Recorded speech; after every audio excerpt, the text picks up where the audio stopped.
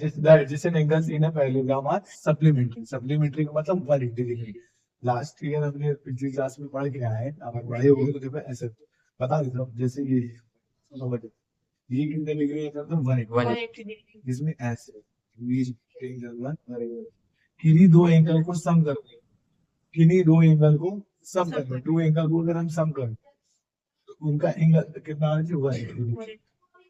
एक तो 180 degree straight angle, लेकिन अगर दो एंगल आ जाए उनको सम करने में कितना आ जाए? 180। वो ऐसा भी हो सकता है, ऐसे ये स्ट्रेट लाइन है तो ये क्या करेंगे तो 180।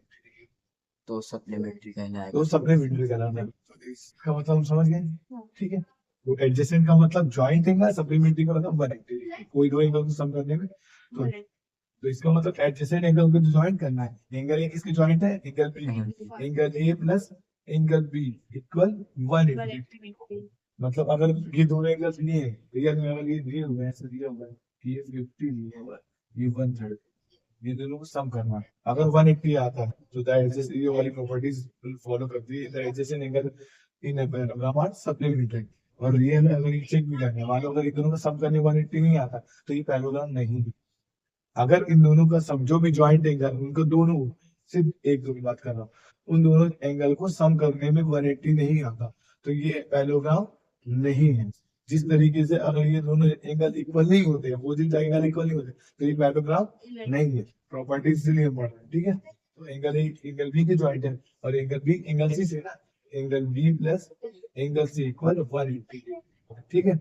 और angle C equal angle D equal 180, ठीक है। और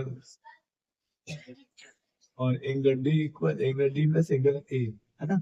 कितना है वो?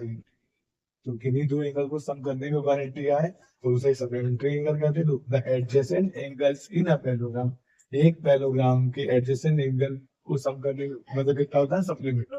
बस इतना है। क्या इतना समझ में आ गया? एक बार फिर से बता दें, एंगल की जॉइंट क्या है? Angle B. एंगल बी किसकी जॉइंट है? Angle C. Angle C angle D और एंगल डी एंगल।